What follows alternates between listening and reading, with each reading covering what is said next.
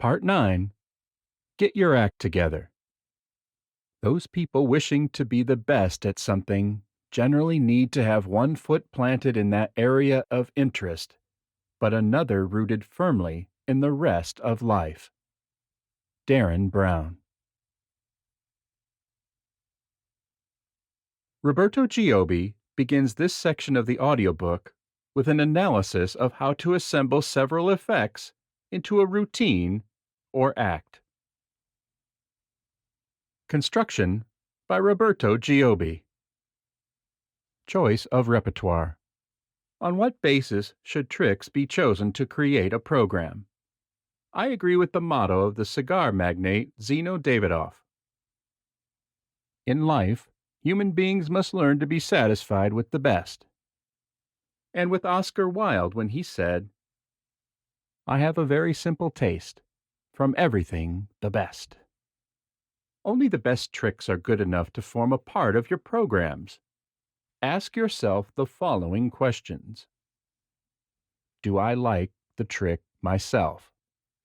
Only perform tricks that appeal to you, as these are the only ones you can present with enthusiasm and conviction. All too often, performers choose to do tricks simply because they have seen someone else achieve success with them on television. Does it fit my style? If there is no way to modify a trick to conform to your style, don't try to add it to your program. It must fit you as a person if it is to fit into your program. Is it a well-constructed trick? Di Vernon said, "Perform only tricks that you would do if you really could do magic." What purpose does it serve in the program? If your program has a theme, then every trick must function in relation to it. If a trick does not fit into the concept of your program, then no matter how good the trick is, it will seem out of place and will detract from the quality of the other tricks. Is this the best method I know to accomplish this effect? This requires you to do a bit of research. When you have found several methods for an effect, don't choose the easiest, but the one that will have the greatest impact on the audience. If a gimmick card is required, get one. But if you must do a pass, learn it. The old exhortation that only the effect matters, not the method, shouldn't serve as an excuse to choose the easiest method. If the best method isn't used, the effect suffers, and the best method is not always the easiest. The choice of repertoire for a program is very important, more so than even some experienced performers believe it to be. Every insubstantial trick used weakens all the others, whereas every strong trick enhances the rest. If you have to choose 5 tricks, ask yourself what the 5 best card tricks are. Forget everything else and add only these 5 tricks to your repertoire. Various effect categories. The routines and tricks in a program must belong to different categories of effects. Therefore, it's important that we clarify what these categories are. Appearance, disappearance, transformation, transposition, penetration, location, destruction and restoration, telepathy, clairvoyance, precognition, telekinesis. Virtually all effects are variations of these themes. A good routine is already a combination of several of these effects. For example, the ambitious card routine in Card College 2 incorporates the first 5 effects listed above. Each category of effect should only be represented once on a program, unless each repetition of effect represents a significantly more impressive demonstration. The program structure.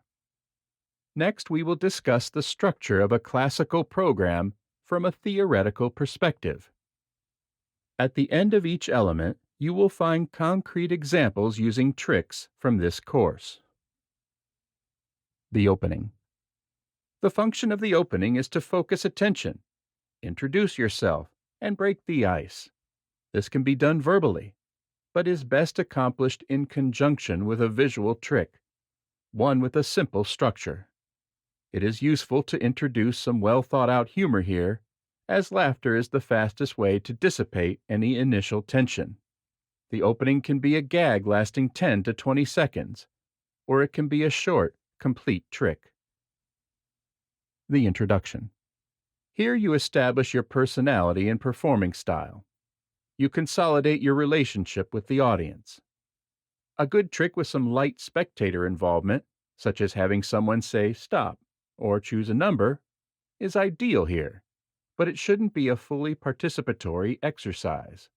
This allows you to gauge individuals' reactions and their communication skills. The middle. Early. Now the audience is on your side and you can really get started. One or two especially strong tricks or routines, which may have a complex structure, are suitable. Audience participation is very important here. The middle. Late. Here tricks with a mental or occult presentation work well. Such effects are both baffling and mysterious. Finale. The concluding trick must be the most impressive in the program. It can be somewhat longer, but must have a clear, simple structure. Strong effects with active audience participation and many possible audience reaction points are ideal. This is the climax to your program, in which you exert all your abilities to make your appearance memorable. Like a classical play, this program consists of 5 parts. This is a tried and true recipe, allowing for the greatest possible range of variety. If you have a large enough repertoire and like to improvise, you can determine what tricks you will use during the actual course of the performance, following this structure to guide your choices. While there is no hard and fast rule, I believe it better for beginners to choose the tricks in their program in advance. This not only gives increased confidence in performance, but allows for the integration of methods in the various tricks, which often requires some thought and preparation. New tricks in the program. How often should the tricks in a program be changed? Or should you always perform the tricks? The American master, Al Goshman, liked to say, "Professionals always perform the same tricks for an ever-changing audience, while amateurs must constantly change tricks for the same audience." 95% of the readers of these books are amateurs in precisely this position. Here's a solution to this dilemma. Fixed tricks. Stick to certain tricks or an entire program for several years. This allows you to perfect those tricks over time, gradually mastering the material completely. The experience and understanding gained in the repeated performance of these tricks, along with growing technical and communicative skills, will enhance those effects that you eventually wish to add to your repertoire. Choosing performances.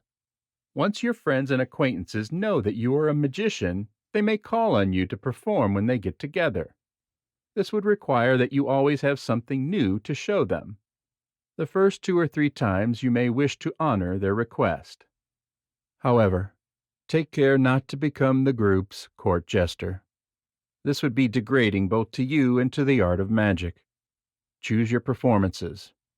Slidini advised, "A good general chooses his battleground."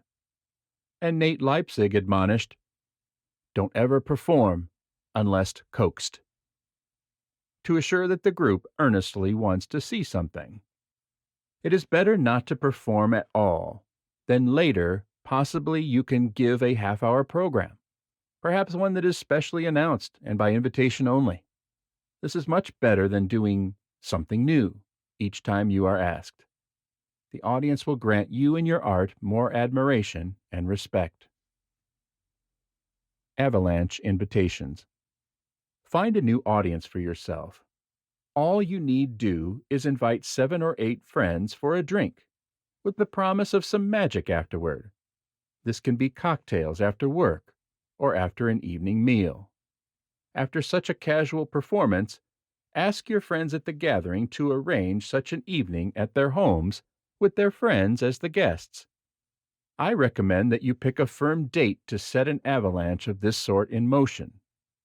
This method has been used successfully by the magicians of the Escuela Mágica de Madrid to secure performances over the course of each year, during which they experiment with and study new tricks. In general, it is better to try to find new audiences for the same tricks than to look for new tricks for the same audience. In conclusion, an examination of the principles underlying the construction of a sturdy trick or routine is extremely useful. When you begin to put together a routine or even an extended program, the theoretical and practical insights we have discussed here will smooth your path to success. And should you ever desire to create new tricks, these principles can guide you in inventing good ones. And even more, they will help you to distinguish a well-constructed trick from a poor one. Roberto Giobbi, Card College 2, 1996. Roberto Giobbi.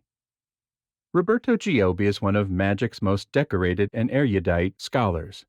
In addition to an illustrious performing career, Giobbi has written himself into the annals of magic with his Card College series of books. These 5 volumes, collectively, are the most widely translated books in the history of magic literature. Giobbi himself speaks 5 languages fluently, and he performs and lectures all over the world on his unique brand of card magic. How I wish that just before my first show, Eugene Berger had been looking over my shoulder, imparting this advice for my first performance. Secrets by Eugene Berger. Can you keep a secret? Do you think I'm joking? I'm not.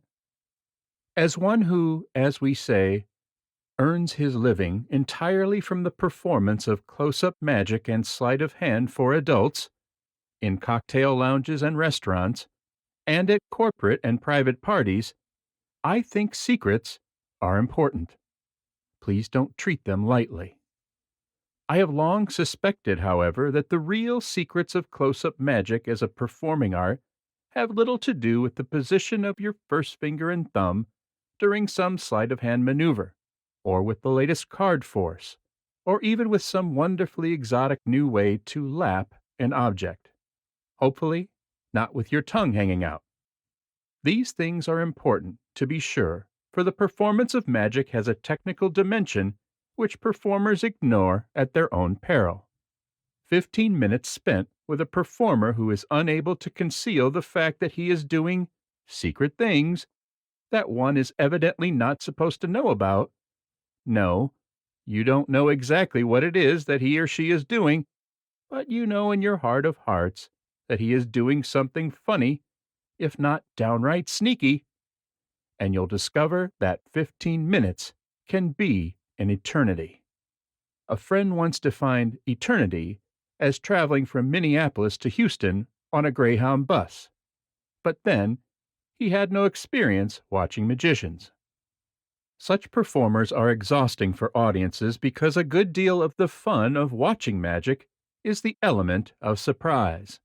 As you watch a performer who constantly seems to be messing around, surprise itself begins to disappear from the scene. But doesn't a magician need to mess around? How, after all, does one get a selected card to the top of the deck without, as you say, messing around? True.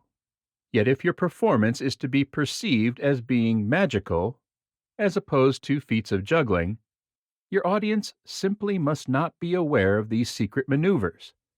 And that is the challenge of close-up magical performance, isn't it? Performers meet this challenge by employing a variety of strategies that conjurers unfortunately have tended to lump together under the single name misdirection. These strategies, and there are many, are designed to so involve the audience in the theater of what is going on, in the dramatic plot and character that is being created, that they do not also perceive the secret maneuvers that the performer must invariably execute. I am saying, then, that the real secrets of magic as a performing art have to do with making the effects that you already know really magical and entertaining for your audiences. These secrets deal with the ways in which you work with people so that your, hopefully subtle, control over what they perceive is strengthened and your impact upon them is, thereby, sharpened and intensified. There are many such secrets. Those that follow, while perhaps not even the most important, are, nonetheless, strategies upon which close-up performers might do well to reflect. But first, you've got to draw the line somewhere. By this, I mean, as a magician, you know the workings of a great many magical effects. But as a performer, you need to know exactly which effects you are capable of performing in an entertaining way before living, breathing people. These latter effects constitute your performing repertoire. Those other effects, while part of your knowledge and thinking, your mental accumulations, are not part of your performing repertoire. The first step, then, is to find out exactly what your performing repertoire is. I am convinced that the easiest way to do this is to write it out and put it in your notebook. You do have a notebook, don't you? This listing of one's performing repertoire is a tremendously therapeutic thing for most magicians to do. By writing it out, you see it in black and white. No confusion. And in the process, you cut out all of the material that does not have much impact as you perform it. Granted, J. Marshall's Lefty is a classic routine from which you can learn every time you see it. If your routine with Lefty isn't that good, drop it. And if you don't think that there are magicians who have ripped off Jay's creation and who perform it in the secret recesses of church basements at father and son banquets, you have a purer view of these things than I do. You need to know exactly what your performing repertoire is. The easiest way is to write it out. When I became a full-time professional magician some years ago, my performing repertoire consisted of 6 effects. Now, where did those 6 new effects, or tricks as we used to say in less racy times, come from? They weren't new effects which I had purchased or which I had recently found in a book or magazine. They were, rather, effects which I had performed as a teenager and which I upgraded. That is to say, for which I worked out entertaining presentations, so they could become part of my performing repertoire. The first and very basic step is to write out exactly what your repertoire is, in black and white, so you can see it. Once you have done that, and really do it, ask yourself what, from the material you have just cut, do you now want to work on and add to your repertoire? Start with the material that you have reluctantly cut as you listed your repertoire. You see, we haven't even gotten to the books yet, have we? As an aside, let me add that 2 of the greatest needs of all speaking performers are a blue pencil to edit your script or presentation, and a wastebasket in which to throw all the paper that will quickly begin to accumulate.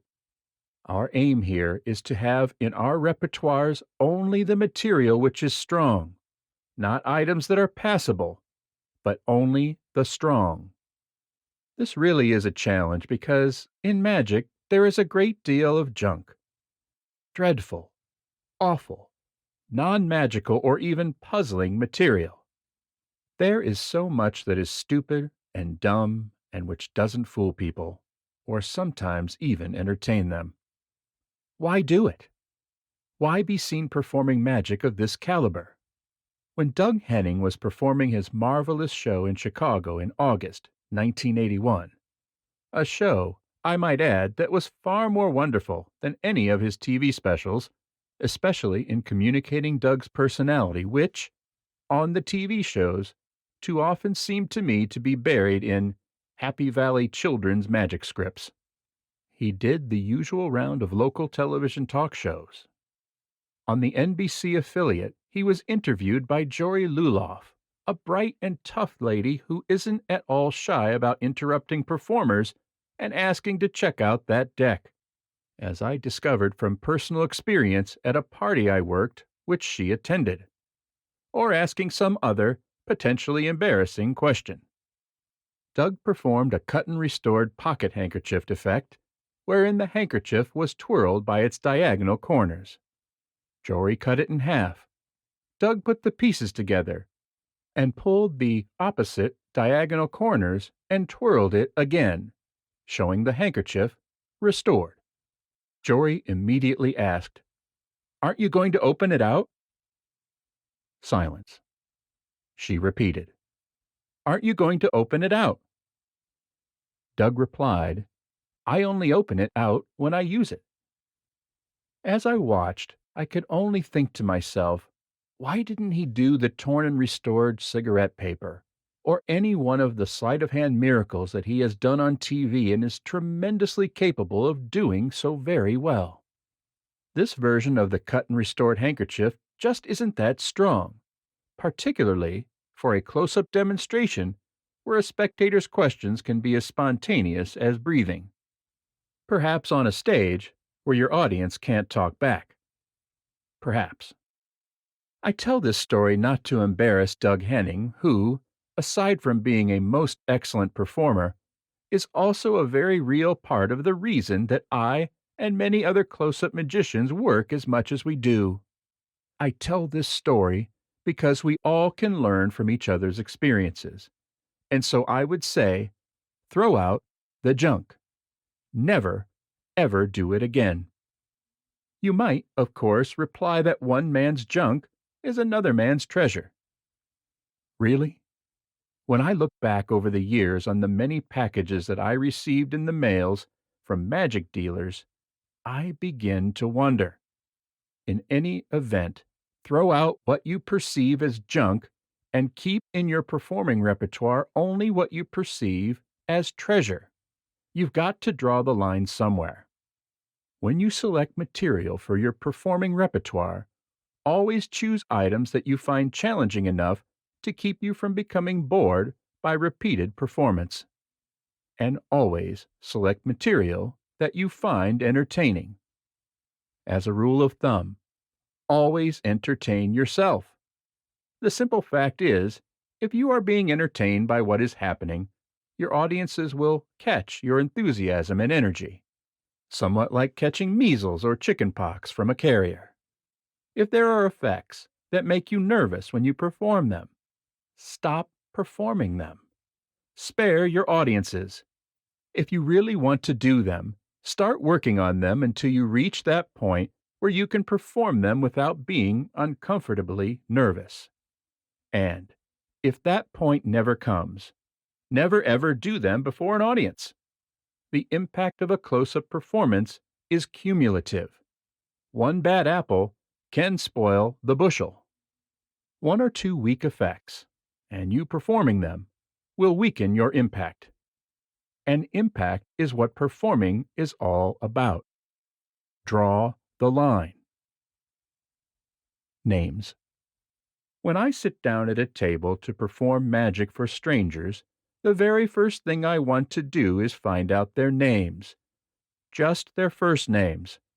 Knowing a person's name is power. If you examine the history of the occult tradition, especially its manifestations in the areas of sorcery, voodoo, or ritual magic, you will find this age-old principle of identification. The microcosm is identified with the macrocosm. The individual is identified, in a strong rather than weak sense, with his or her name. Thus, what might happen to a piece of parchment upon which the person's name is inscribed is believed by some to have influence over the person himself. In much the same way, what might happen to a lock of the person's hair, or to his fingernail parings in a voodoo ritual, is believed to have influence over the person himself, because the hair, the fingernail pairings, the name, whatever, are identified in this strong, magical sense with the person. In ancient Israel, the name of God was never spoken because it was believed to do so would be to assume power over God, which in Jewish, like Christian, theology is considered blasphemy. I remember when I taught university courses in philosophy and comparative religion, how many of my Jewish students, when writing the word God on an examination, would write G/D, a carryover from these beliefs about the power of names. Knowing a person's name is power. Consider, for example, the art of card palming. A good deal of my card work hinges on being able to palm a card off the top of the deck. Even a few cursory glances through the conjuring literature will convince you that there are many, many, many different ways of doing this, with your fingers in all sorts of positions. What does it all mean? It means, I suggest, that there isn't any one right way to palm a card, or, more precisely, while there isn't any one right way in general, there may be one or two right ways for you. You have to discover them for yourself. You can't look to an author to do it for you. But if you enjoy these things, discovering what is best for you is a good deal of the fun of doing it all. You can relax because it all depends upon you rather than in trying to imitate what someone else says or does.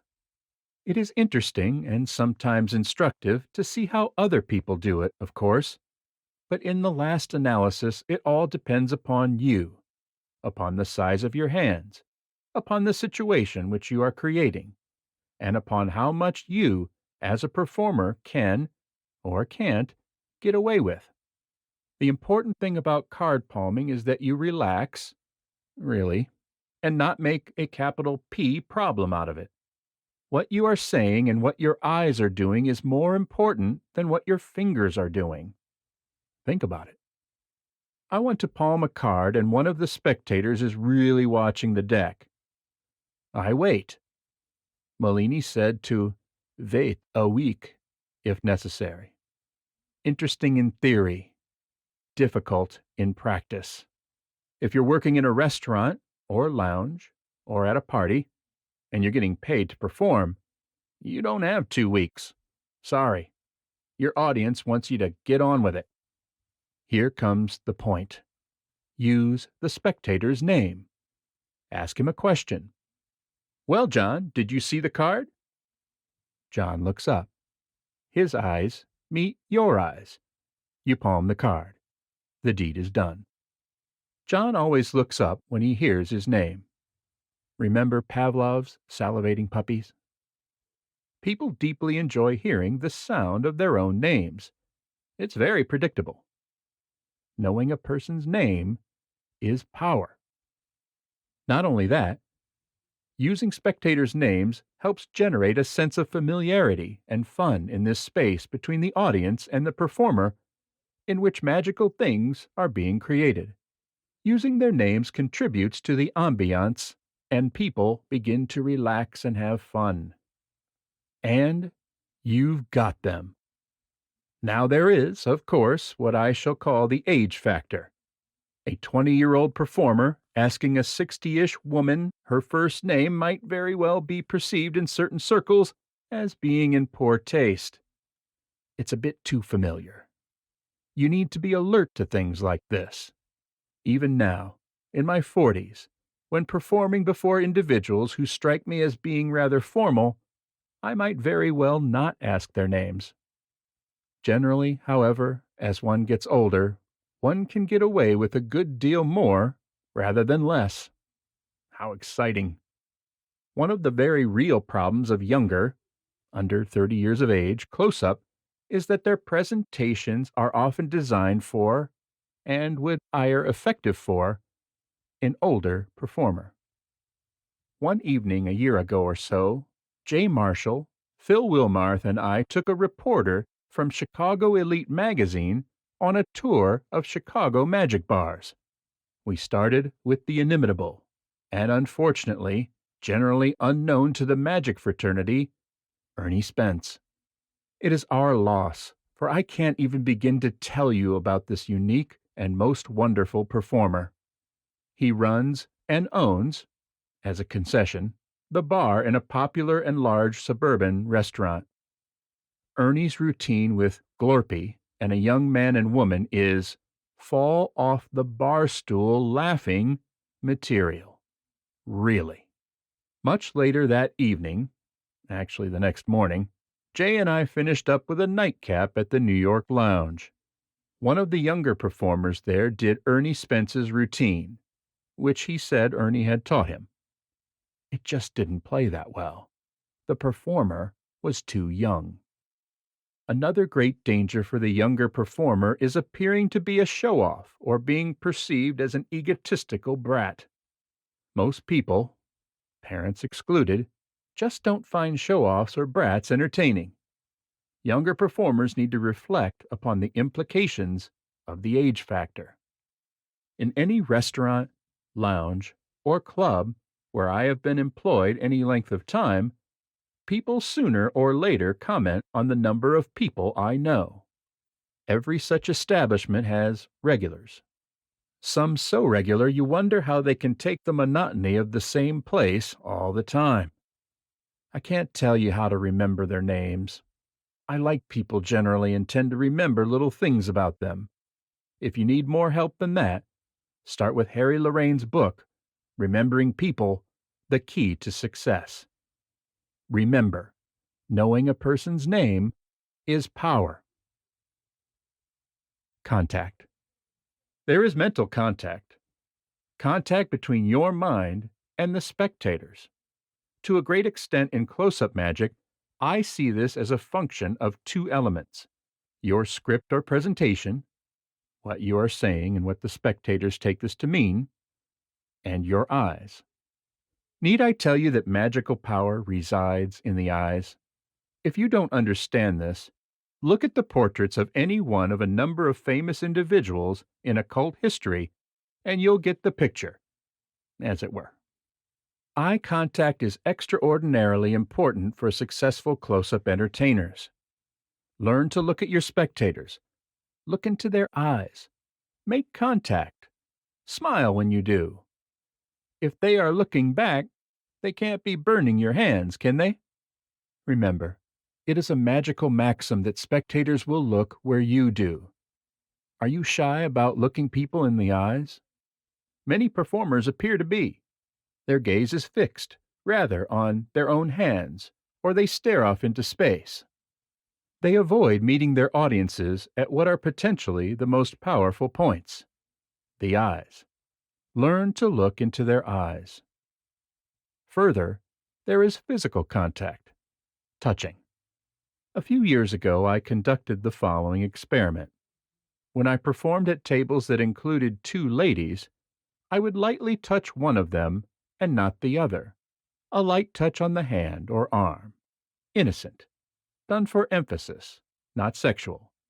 And I found that those who were touched seemed more involved than those who were not. Now I touch almost everyone. One day at lunch, Phil Wilmarth pointed out that a visitor rarely leaves Shulian's restaurant in Chicago without Charlie Shulian touching him in a natural and friendly way. A pat on the shoulder, shaking hands, some form of non-sexual physical contact. Of course, there are those magicians who say that you shouldn't do this, that you should never physically touch anyone, never enter into that very personal space. Much as there are those who say you should never ask to borrow money from a spectator. It's all just too personal. Well, I for one don't believe it. As far as physical touching goes, you can gear your work to the neurotics out there who have hidden fears regarding human contact, but do you want to? If you are the only one who is hung up about touching, however, of course you shouldn't do it. Too bad. The television program Nova told of an experiment conducted with the staff of a public library. People were surveyed leaving the library on 2 separate days. Every effort was made to treat people the same on both days, with one exception. On one day, each librarian or staff member who checked out a book and accepted a payment or fine, etc., was careful to casually touch the person involved in the transaction. On the other day, equal care was taken not to touch them in any way. When the two surveys were checked as to people's impressions of the friendliness of the library staff, significantly more people rated them higher on friendliness on the day when people were being touched. Makes sense to me. The vast majority of people really are no longer uptight about this kind of touching at all. In fact, as I have said, I personally find that people get caught up in my work all the more through using this strategy of gentle touching. And if you should end up with someone who seems to react negatively after you have innocently touched the back of his or her closed hand with your extended forefinger for emphasis, or whatever, then draw back a bit in an easy way that isn't obvious to anyone else. Retain a pleasant attitude and continue on with the effect. If you are at all aware, you will spot the people who don't want you to enter into their space at all. Respect them. Again, please remember the age factor. You don't want the gentleman to think that you're trying to make off with his date. Gentlemen seldom find that entertaining. Not hearing. I have long thought that foreign-born performers whose primary language is not English, have a certain built-in advantage over native-born speakers of the language. The foreign-born person can not quite understand what has just been said as he leans forward and the slight is accomplished. Native-born speakers of the language, however, one can always not hear what has been said. Like any strategy, this one needs to be used prudently. You ask a spectator a question. He responds. You didn't quite hear him. You ask him to repeat it. You lean forward toward the spectator. As your attention thus focuses on the spectator and what he is being asked to repeat, the attention of the other spectators becomes so focused as well. Your hands recede in the audience's awareness, and the deed is done. Try not hearing sometime. Energy. One of my favorite television programs is William Alexander's The Magic of Oil Painting on PBS. I have not personally done any oil painting probably in 25 years, but I watch this program quite regularly because I find it educational in the deeper sense of that word. Alexander is a wonderful teacher, and he has much to say and show that ought to be of interest to close-up magicians. Basically, during each half-hour class, he paints a complete picture, typically a grand nature scene in which there might appear waterfalls and mountains, great pine forests, thunderous rivers, and always the marvelous sky. In his teaching, he is anxious that his students get on with it and not take years to complete one painting. Too often, he says, students ruin their paintings by not knowing when to stop. Getting the message? While painting, he talks about light and color, depth and movement, about the tools of his craft, about the creation of illusion through various visual techniques, and about life in general, about pain and suffering, and about enjoying what we have, as opposed to putting our energy into what we want. Alexander himself is a wonderful performer. Not only does he complete his painting in the 28 minutes allotted, he does this with tremendous energy and enthusiasm. He is a delight to watch. He quite obviously loves painting, and he invests his canvases and the nature scenes they suddenly begin to depict with very great importance. The secrets of the cosmos loom in those rushing waters, and Zen laughter must be lurking in those wind-blown pines. A magical effect is much like a painting that is being created. There is, at the beginning, a blank canvas. Then the artist begins to work his wonders with his material, and the result is a finished painting. You should invest your work with importance. If you don't, no one else will. As a field trip in the development of your craft, go to a liturgically high Roman Catholic or Anglican church and watch the priest handle the various objects. Or go to an Orthodox service, Russian, Greek, etc., and go on a feast day or day that is liturgically special. In such religious services, the objects are displayed and handled with great reverence. They are not just tossed about or handled roughly. When I perform card warp, for example, I begin by saying, "This is one of the greatest card tricks of the 20th century." I'm investing the proceedings with importance. Spectators move a bit closer. They want to see this. Yet one of the problems with a good deal of the close-up magic one sees is not the magic, but, rather, the fact that the performers themselves don't seem to have much energy, much enthusiasm, sometimes even much interest in what is happening. The pace of the show begins to drag.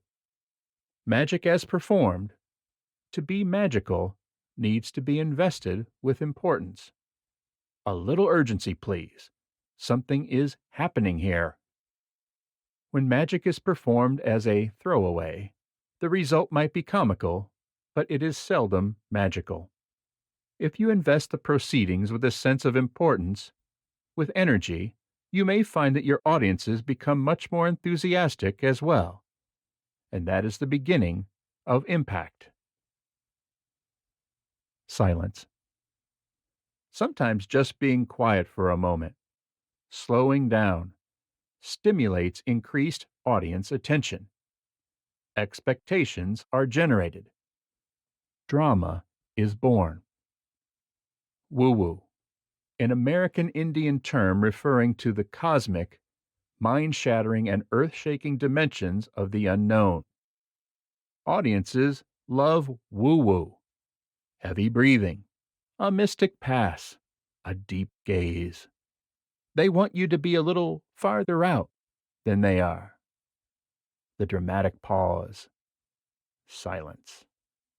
One shouldn't talk too much about silence. One should use it. When I was growing up, magic dealers' catalogs very often assured the budding performer with the following words: "No practice necessary," and "No skill required." How ignorant. Ignorant, in the word's real sense of ignoring the critical importance of presentation. For magic tricks to play well before an audience, presentation always requires both practice and certain theatrical skills. It doesn't matter whether one is talking about doing the zigzag or your favorite card trick. Practice is always necessary and skill is always required. Magic, after all, is an art. Let us distinguish between practice and rehearsal. We practice the parts. We rehearse the whole. We rehearse a routine whose component parts have been practiced. Each part of a routine is practiced. Each sleight or move. Practice involves repetition. The sleight is done over and over until the fingers can do what they need to do without effort or strain, without signaling to those spectators who have not dozed off that you are doing something funny. You might, and probably do, conduct practice sessions without talking, without speaking your lines, your script, that you will use when you actually perform the routine. My script?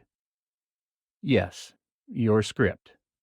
I have never personally believed in the inspiration on the spot theory of performing. According to that view, what is interesting about watching magic performed are the sleights themselves and how well or poorly they are done. As far as the words the performer might utter while performing his sleights, he can just as well leave them undecided upon until the moment of performance itself, and he will be inspired on the spot. Stated in this way, I can't imagine that too many performers would subscribe to the inspiration on the spot view. Very few would subscribe to it in theory at all. Personal observation has convinced me, however, that many close-up performers subscribe to it in practice because their words do not seem to have been thought out much, if at all, before the performance. Close-up magic is a theatrical art. Art requires a certain precision. For this reason, I have always personally favored a written script for every effect. Write it out, or put it on tape. Then you have it for future reference, and you might also find, as material in your repertoire changes and you drop certain routines, years later, when your memory fails, the routines will not be lost should you wish to work on them again. Rehearsal means starting at the beginning of a routine and doing it exactly as if your audience was present, speaking out loud to those imaginary spectators, starting at the beginning and continuing to the end, without stopping. But what if I mess up? Don't I stop and start over again at the beginning? Absolutely not. In rehearsal, you deal with any problems which arise just as if you were performing before the President and First Lady. You invoke whatever strategy seems appropriate. What will you do now? You keep going. What else can you do? If this distinction between practice and rehearsal is understood and appreciated, we can see why there are so many awful magical performances. The reason, sadly, is that infrequent performance is the only rehearsal that many amateurs get. Many amateurs practice, but they seldom rehearse. Rehearsing requires discipline. Magic is a performing art, but it is also a solitary art which is learned. If it is learned, in the quiet hours spent alone with your props and your mirror. All art is solitary, whether it is painting a picture or playing the piano. Art is always a solitary endeavor, even when it is culminated in interpersonal performance. Try this. Put yourself on a practice and rehearsal schedule for 2 months. Time set aside specifically for practice and other times specifically for rehearsal. And, at the end of the 2 months, see how much you have learned and how your confidence has begun to grow. It really works if you do. Repetition, when done with awareness, produces polish. But it requires discipline. It's done with mirrors. In the days when I was studying the history of Oriental and Western philosophy, I came across the following, very possibly apocryphal story. It concerns Thomas Aquinas and Bonaventure, 2 saints of the Roman Catholic Church who lived in the 13th century. Both died, in fact, in 1260. Thomas had written shelves of books on the intricacies of theology and philosophy, speculating on such questions as, how many angels can dance on the head of a pin? While Bonaventure was the more deeply contemplative, if not mystical, monk. One day, so the story goes, Thomas visited Bonaventure in his monastery and eventually asked Bonaventure to show him his library. Bonaventure reportedly took Thomas into a small cell which contained a fairly uncomfortable-looking bed and, on the wall, a crucifix. Pointing to the crucifix, Bonaventure said, "That is my library." Eugene Berger, Secrets and Mysteries of the Close-Up Entertainer, 1982. Eugene's invaluable advice to us is to narrow our focus and avoid the pitfalls of oversaturation. With that in mind, we're ready to start thinking about putting together an act. But as Eberhard Riese tells us, this is not a solitary endeavor. It must be a group effort. The Team by Eberhard, Riese. The scholar in his quiet chamber, the attic poet pauper in a Spitzweg painting, and the magician who invents, constructs, and performs all his or her own effects. They all are, without exception, treasured fictions that ceased to exist a long time ago, if they ever did. Poets formed literary clubs. Artists established artist colonies. Modern experts aren't even entirely certain how many authors might be responsible for works credited to Shakespeare. Schiller and Goethe, for instance, regularly exchanged letters discussing their drama sketches. Alfred Doblin was a physician and a close friend of the Berlin police chief. His novel, Berlin Alexanderplatz, is based on events he witnessed on night patrol in police cars, on stories he was told by police officials, and on the narratives of his patients. While taking the hospital lift up to his office on the way back from house calls, he always used to jot down new information and ideas in a few key words on the back of his prescription pad. Today, the philosophy of any company striving for success is based on the team spirit of its employees. Copperfield has and always has had a creative team around him, including Don Wayne. "One for all, and all for one," was the motto of the Three Musketeers, introduced by Alexandre Dumas as a successful, powerful team that decides to make D'Artagnan a fourth member. And with this idea of a team, the four swordsmen conquered the rest of the world, as did the novel. Create a team of like-minded individuals and a network of specialists in various areas. The following role-play game has been an integral part of my literature course for many years. 5 pupils play responsible employees in a company. One is in charge of purchasing, another manages sales, and there is also a designer and an advertising copywriter. The company is in doldrums, and the boss wants to throw the towel if the team doesn't manage to come up with some excellent new ideas in 15 minutes. Then he leaves the room. At first, the pupils work individually, but then they work as a team and also develop ideas collaboratively. The consistent result in over 20 years. The team is always better than any individual. Oh yes, I forgot to mention, the company produces garden gnomes. It is quite unbelievable how many innovative and unusual ideas have been generated in all these years.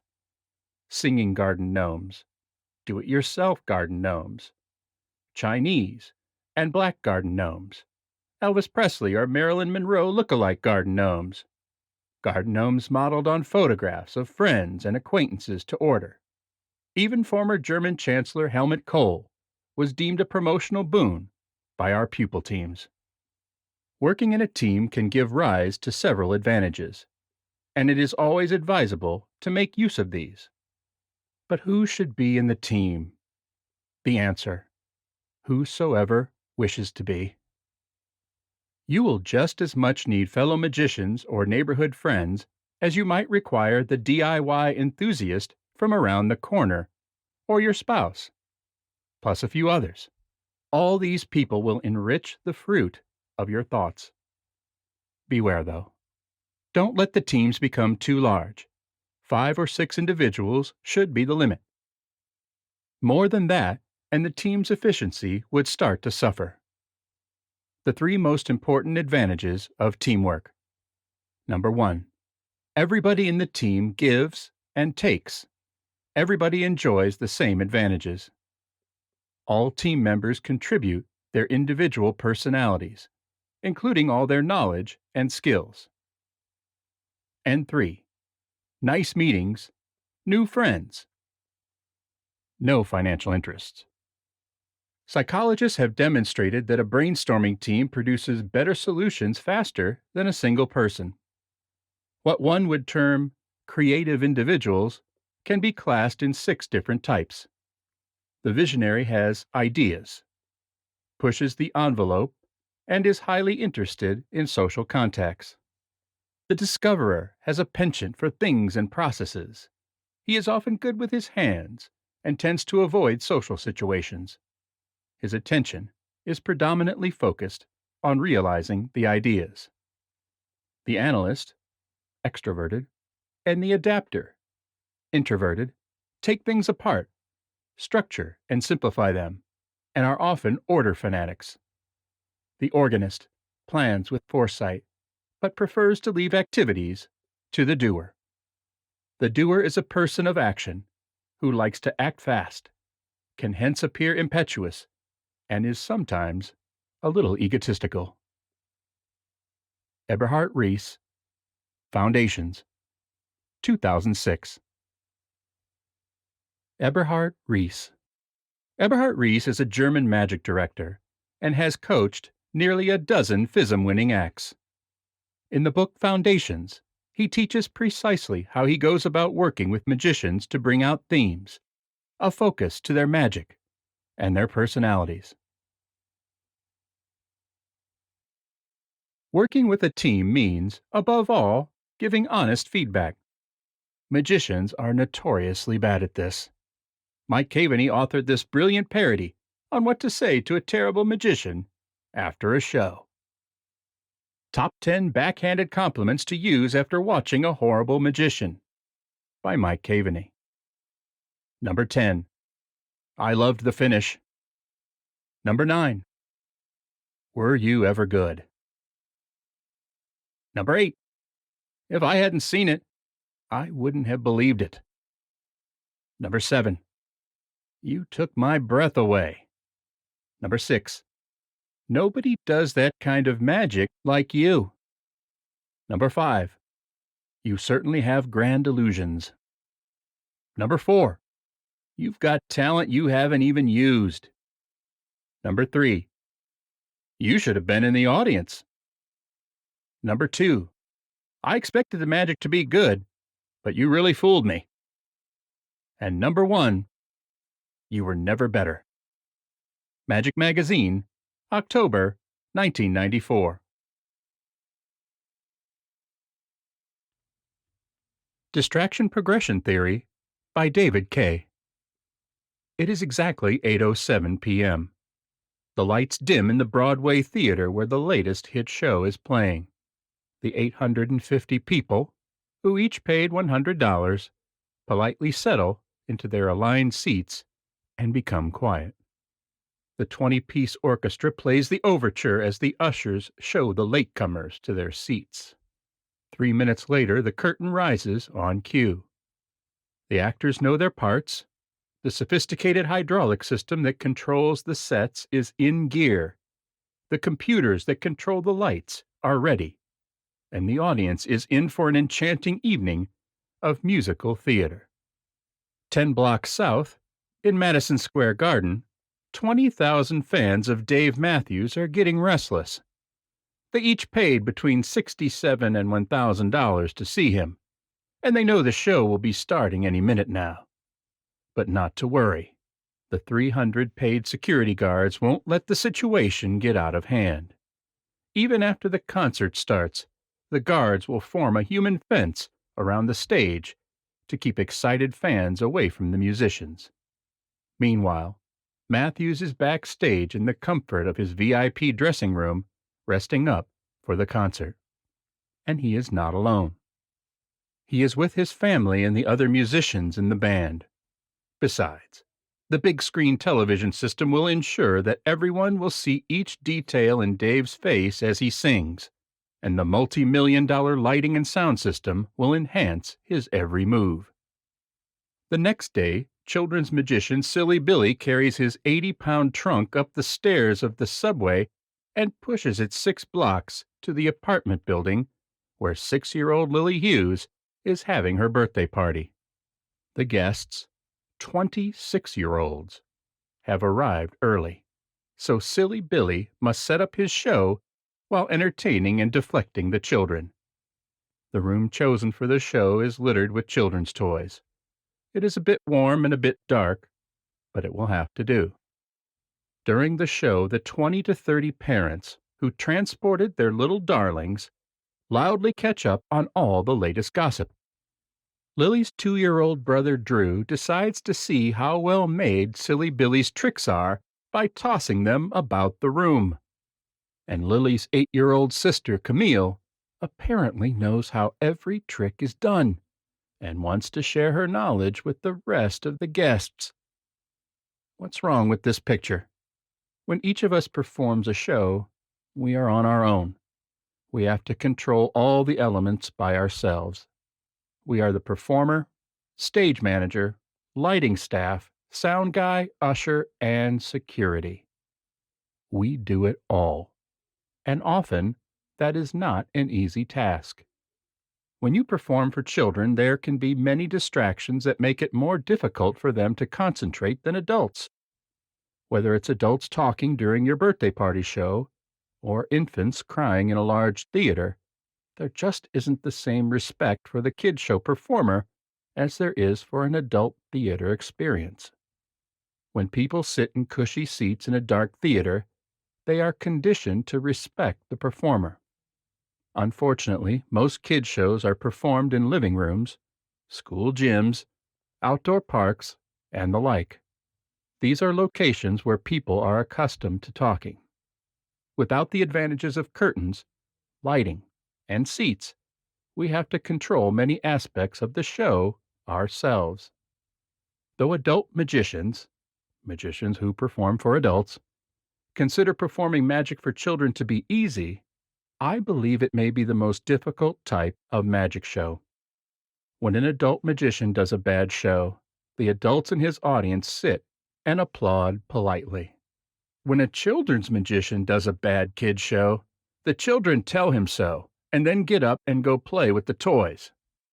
The audience at an adult magic show sits in their seats, of course. But at a kid show, children will get up and grab or attack without warning. Traveling around the country, lecturing at magic conventions, I've found an interesting pattern. At the end of my lecture, when I open the floor to questions, the first one that is usually asked is not about the magic. It is typically a question about keeping order during a kid's show. This section of the book is intended to give practical and theoretical advice on how to control all the elements at your performances. How to solve all the problems as well as the distractions. Although I am a magician, and this is written from the perspective of performing magic for children, the rules and concepts are applicable to many different forms of children's entertainment. You might be a storyteller, a puppeteer, a clown, a juggler, or a ventriloquist. If you are a solo performer without a staff, if you perform live for children and families in an informal, non-theatrical setting, you probably have the same problems we magicians have at our shows. Well, they aren't problems anymore. The Silly Billy Distraction Progression Theory. I begin every performance with the expectation that it will be what I call a perfect show. A perfect show is when everything clicks. The magic is flawless. The kids are completely in my control. My ad-libs are funny for the adults. And the birthday child has the time of his life. If every show I do is perfect, then I will achieve a level of word of mouth that is 100% positive. To perform a perfect show, you need 2 things. Number 1, a great act. And number 2, control over your environment. I believe this is the first time that the issue of getting control over your environment has been addressed in such detail. By controlling your environment, I mean creating the best conditions under which to perform. Many different elements can prevent your young audience from focusing completely on your performance. 11 of the most common distractions we kid show performers encounter when we perform in people's homes are: Number 1, the room is too warm. Number 2, the room is too dark. Number 3, the children can't hear you. Number 4, toddlers walking around. Number 5. Babies crying. Number 6. Parents talking. Number 7. Music playing in the background. Number 8. Activity behind you. Number 9. Family pets running around. Number 10. Big brother heckling you. And number 11. Food being served, eaten, and drinks spilled. The Silly Billy distraction progression theory says that the more distractions that exist during a performance, the harder it is to execute a perfect show. In order to do your best show, you have to reduce the number of distractions as much as you can. If you reduce the number of distractions to 0, you will do the best show possible. Any distractions that exist will prevent you from doing your best. That means keeping the parents quiet, keeping that 2-year-old out of your hair, turning off the parents' music, keeping Big Brother and his friends quiet, and so on. At a minimum, distractions can irritate you, the performer. At a maximum, distractions can ruin your show. David Kaye, Seriously Silly, 2005. So far, you have narrowed your focus to just those effects you believe will be strongest in performance. Thanks, Eugene. You assembled a team of about 6 people to help bounce ideas off of, or at least consult with. Thanks, Eberhard. And as you begin to assemble your act, you remain mindful of all the distractions that you have to avoid during performance. Thanks, David. But above all, we must keep one simple goal in mind. With every show, our goal is to impart wonder. Making Contact by Derren Brown.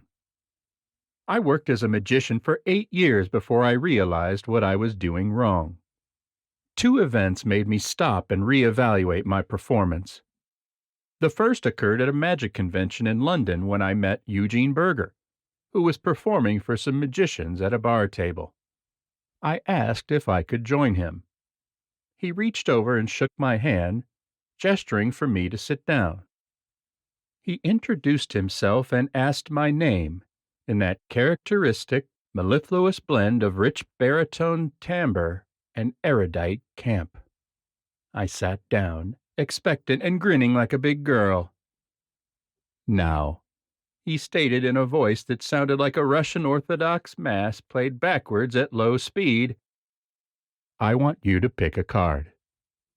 Magic was afoot. The second came as I reflected upon a conversation not dissimilar to many I had before with a member of what we elegantly refer to as the laity, as we peer down from the dizzy ecclesiastical heights of thaumaturgy. This chap, a guest at a function where I had been table hopping, had told me of a trick that he had seen a magician perform some 20 years before in a bar. I forget the details of his wonderfully embellished version of what I guessed to be the original performance. But some time later the chord struck. I realized that the magic that I perform is the anecdote waiting to be told 20 years from now by my spectators. The incident with Eugene Berger made me realize that my magic was missing the experience of wonder. There was no awareness of the emotive potential of magic waiting to happen. No welcoming of the spectator into something special. Mr. Berger deftly and unself-consciously created a sense of something wondrous. The later reflection on the conversation after the function made me realize that I was not treating my magic with the respect that it deserved. That while I was just making sure that I got round to all the tables before the speeches started, I was giving the guests something that they would probably never get again in their lives. Most probably, they would never see another magician perform live and close up. I was giving them a few minutes that could stay in their minds for at least another 20 years before they decided to relate my tricks as their anecdote years in the future. I knew that magic is something inherently very impressive. But when I considered my attitude, I saw that it did not reflect that fact. Rather, I was concerned with being funny and getting through a handful of tricks in a short space of time, rather than focusing on the experiences of the few individuals for whom I was performing. I was thinking in terms of the room as a whole, in which tables were left to do. I decided that my magic had to change, that I had to give serious thought to presentation, that, in fact, my presentation of the effects is where my impact as a magician lies. I realize that it can turn a good effect into something artistic and stunning. I believe that the concentration on presentation is the most practical aspect of magic performance, presuming that one is working already with a set of decent effects. Derren Brown, Pure Effect, 2000. We end this section with ruminations from a seasoned teacher of magic, extolling the limits and virtues of having a mentor, and some insight into how this teacher, Mr. Jamy Ian Swiss, works with students on developing their magic. Lessons and Learning by Jamy Ian Swiss. He who heeds the voice of his own heart, rather than the cries of the marketplace, who has the courage to teach and propagate what his own heart had taught him, will always be original. Honesty is the source of genius, and man would be more inventive if he were more moral. Ludwig Born. A man takes an extended trip to visit China for the first time. After his first 2 weeks, he thinks to himself, "This is quite wonderful. I could write a book." After 3 months, he thinks, "This is really so interesting. I could write, well, part of a book." After a year, he thinks, "I can't write anything. There's too much." When I was about 14 or 15, I taught several people how to swim. My first student was a boy of about 10 or 11 who, while otherwise athletic, was deathly afraid of the water. This caused him a great deal of discomfort and social unease during the summer months. Being an accomplished swimmer and scuba diver, I offered to teach him. Although I had loved swimming for as long as I could remember, I intuitively grasped that what my young friend needed was not a methodical, information-laden regimen, but rather a simple, direct, no-frills approach that would not intimidate him. And so I spent a good chunk of the initial lesson getting him to forget his fear and simply dunk his head under the water, demonstrating to him that not only was he capable of doing this, but that he could repeat the process without drowning. This idea had been used on me by a camp counselor when I was about 5 and still afraid of getting my face wet. I recall that we repeatedly played Ring Around the Rosie in the pool, dunking beneath the surface while holding hands on the final "All Fall Down." I spared my adolescent friend the singing and choreography. Having established that much, the rest was easy. I taught him to float via the traditional dead man's float, which requires relaxation above all. In the next lesson, he held on to the edge of the pool and scissor-kicked his feet. In the same lesson, we added breathing, in the manner in which crawl-stroke breathing is done. And in the third lesson, we added the actual stroke, the arms. It had taken less than a week, and he was a swimmer. The next week he was diving off the side of the pool, and not long after that, the diving board. It was amazing and wonderful. It was logical and simple. Not exactly easy, although it may have seemed so, but simple indeed. And this approach continued to work effectively for every student thereafter. In my early 20s, I tried to teach magic a couple of times. I thought back to my experience of teaching swimming and gained confidence from it. After all, I knew so much more about magic than I had ever known about swimming. I spent time researching in my library and putting together material, planning a syllabus that I hoped would serve me for many students to come. My failure was a complete one. I couldn't quite discern the reason, but I had to be honest. My approach was not working. It seemed I was making the very mistake I had consciously set out to avoid in my swimming instruction. I was overloading my students with information that was not merely intimidating, but was distracting as well. It was preventing them from getting to the real heart of the matter, the most important issues and skills. But what were those? I didn't know, and try as I might, I could not make my way through the fog of information that filled my head to reach those important and fundamental principles. I could not get out from under the cloud of accumulated knowledge and expertise to make the choices that were necessary before I could hope to begin to teach someone about magic. I knew there was a problem. To some extent, I could identify its specifics. I didn't have a clue as to a solution, and so I gave up any further thoughts of teaching. Well, actually, I continued to think about it from time to time, but I refused to try and teach again for a long while. Until, as happened often to me between 1980 and 1985, I came upon a few words of Eugene Berger's that transformed my thinking. For the life of me, I have never been able to locate the exact passage again, and neither has Eugene, so perhaps I imagined the whole thing. But something he wrote led me to the sudden realization that no two students can be taught in exactly the same way. Of course, every student is different. I had tried to standardize a format, a curriculum, a syllabus that would serve every student. But magic is ever so complex and subtle and varied.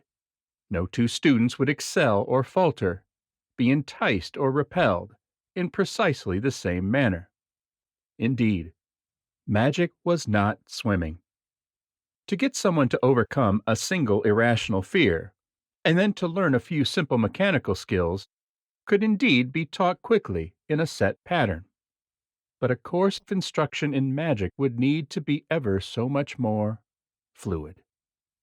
Since that time, I have had a variety of students, beginners and professionals, short and long term, most quite wonderful. I have not merely been lucky.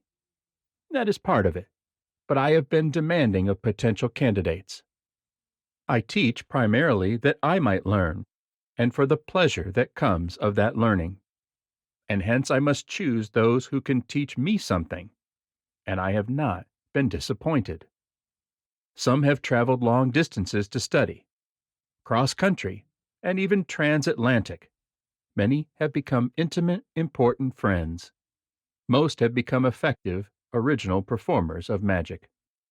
One of the most important guiding principles behind my approach to teaching is the subject of goals. It's hard to achieve anything in life without defining one's goals. Goals need to be flexible, subject to review and revision, but in traveling pathways where the road markers may be few and far between. A goal, like the navigator's North Star, can provide a consistent reference point. Hobbyists may be interested in magic for many reasons: collecting books, collecting tricks, collecting moves, collecting methods. Occasionally, the somewhat passive activity of collecting is avoided in place of the more active pursuit of invention and creation, perhaps of tricks, moves, or methods. I have pursued some of these aspects of magic myself from time to time. But above all, I am interested in performance, and it is my personal belief, my prejudice, if you will, that this is the highest calling any self-styled magician can pursue. That may seem unfair. I do not mean it to be. In the case of those who consider themselves clearly to be primarily historians, chroniclers, inventors, or collectors, I have enormous respect and regard for all such serious experts. But I am often disturbed by the fact that so many hobbyists seem to me to be perpetually confused about these matters.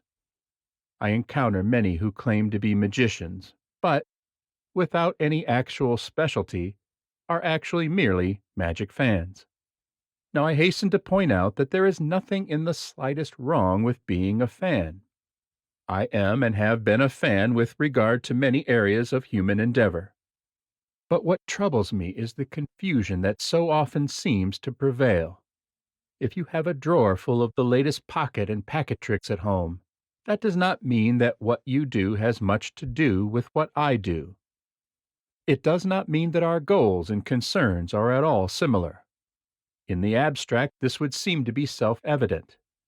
In practice, it seems to be incomprehensible to so many hobbyists, especially the ones who, even as the audience is in the midst of their final applause, and you are stepping out of the spotlight, bathed in sweat, are asking you if that handling of card warp is your own. It may appear that I have digressed, but in fact that kind of confusion is precisely what I hope my students will avoid, which is one reason I restrict their exposure to other magic hobbyists and shops as much as possible. I hope to teach the top change or palming, while these things can still seem relatively easy, without the risk of contamination by the fears and prejudices and bad habits of others. But above all, my goal for my students, and hence my students' goal, must be to become performers of magic. All those other pursuits I mentioned previously are perfectly acceptable forms of human behavior, only not for my students. If you wish to collect videotapes or packet tricks or any other such ephemera, feel free, but not on my time. Not even if you pay me. You couldn't pay me enough. And so, when a prospective student comes my way, we spend some time talking about these goals. If the student has limited exposure to contemporary conjuring performance, I may perform a sampling of magic in different styles and of different types. I may show a variety of magic on videotape, performance only, without explanation, by performers with striking and widely divergent styles. What I want to get out of this meeting is a sense of the student's innate tastes, exclusive of my influence. Is he captivated by effects with a mental flavor? Does she respond more to dramatic or comedic work? Do feats of skill garner an especially strong response? I know that it won't be long before, whether I like it or not, I risk imprinting my style of magic on the student as a standard.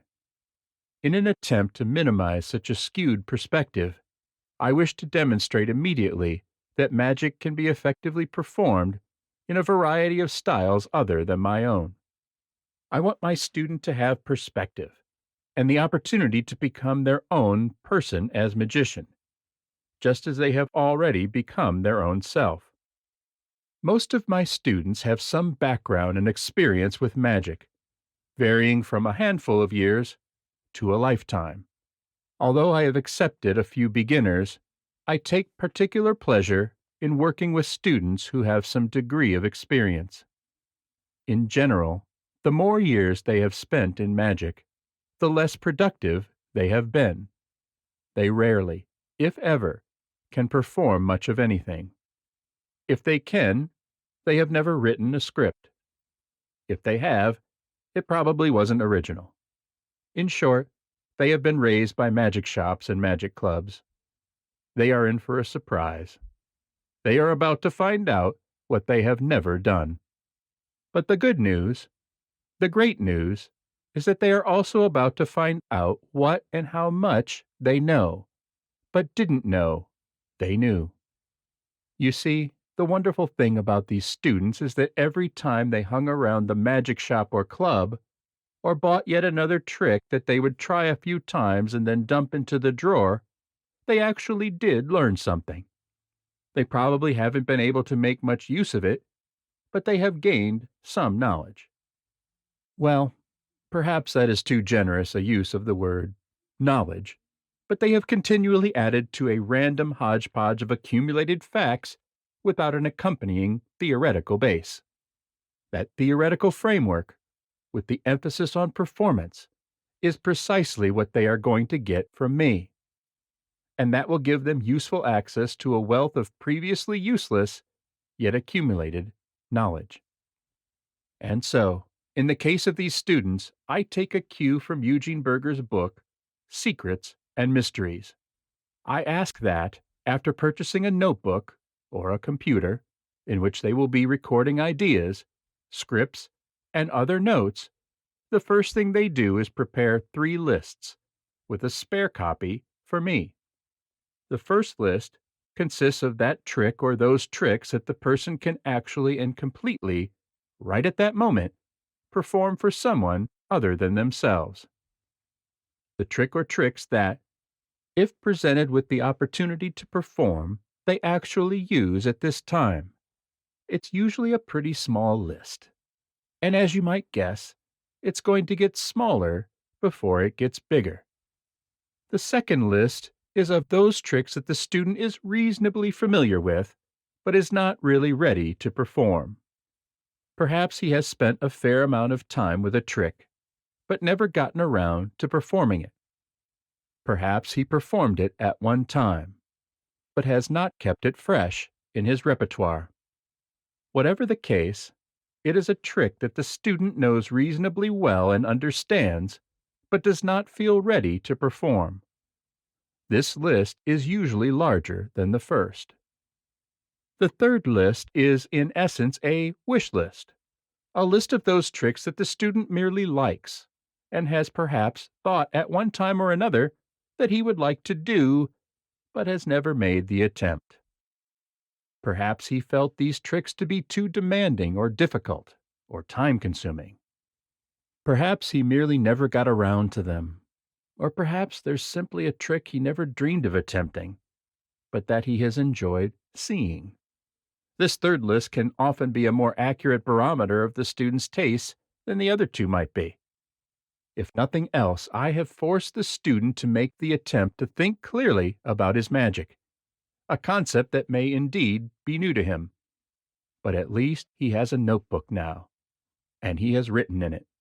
It is a start. At the first lesson, the student is required to perform as much of the first list for me as time will allow, just as if he were performing it for someone else, for example, a real person. I do not offer much comment here.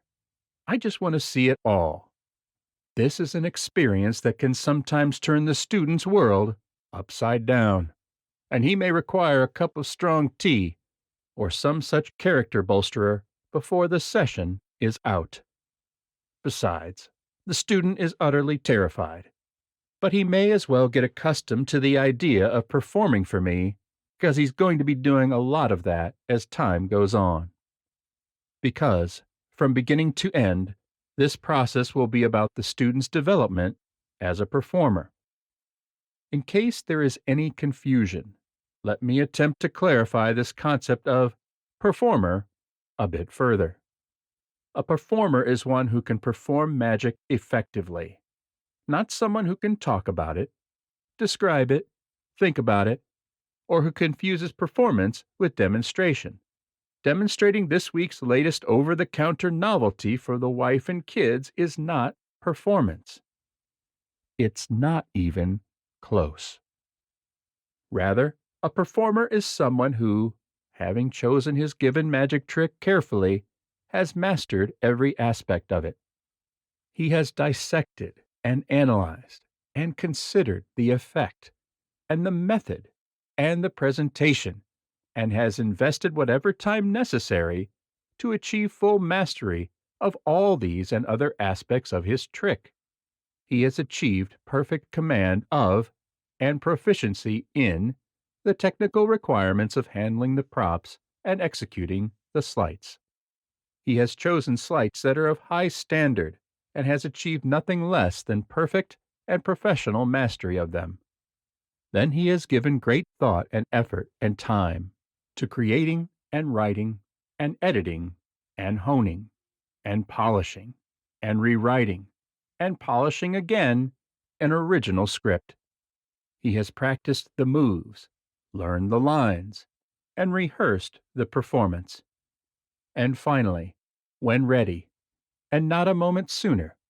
In the case of my students, when I judge him capable, he has begun the real work of performing this trick for people other than members of his household, and in doing so has continued to revamp and update and refine the technical and presentational aspects of his performance based on the feedback and response of his audiences until, at last, he has achieved a presentation worthy of professional performance. That he may have no intention of ever performing professionally is quite beside the point, because money has nothing to do with the pursuit of excellence.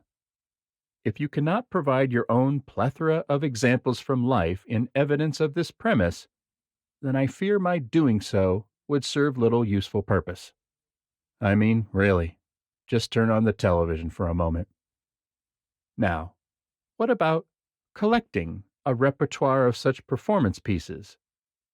Well, one only requires, especially as an amateur, a handful of such routines to achieve an effective and complete performance. In many cases, one trick will suffice, and in most, 3 or 4 will certainly establish the sense that the audience has been privy to a complete program or, if you will, show. For the goal is simply this: that at the completion of such a show, the audience regard the performer as just that, a performer, in every sense of the word. That they regard him simply as a magician, without caveat, excuse, or apology. Simply a magician. Better yet, perhaps the greatest magician they have ever seen or could imagine seeing. Note that Robert Houdin said that a magician is an actor playing the part of a great magician. That's right, a performance of, perhaps unexpectedly, professional caliber, and nothing less. That is the goal. And this goal will not be achieved by a huge repertoire of half-assed, incompetent, slovenly executed, over-the-counter trash tricks. Rather, it requires very few tricks indeed. And so the collecting aspect is, in the end, up to the student. After the first 3 or 4 tricks, I don't care what he does concerning repertoire.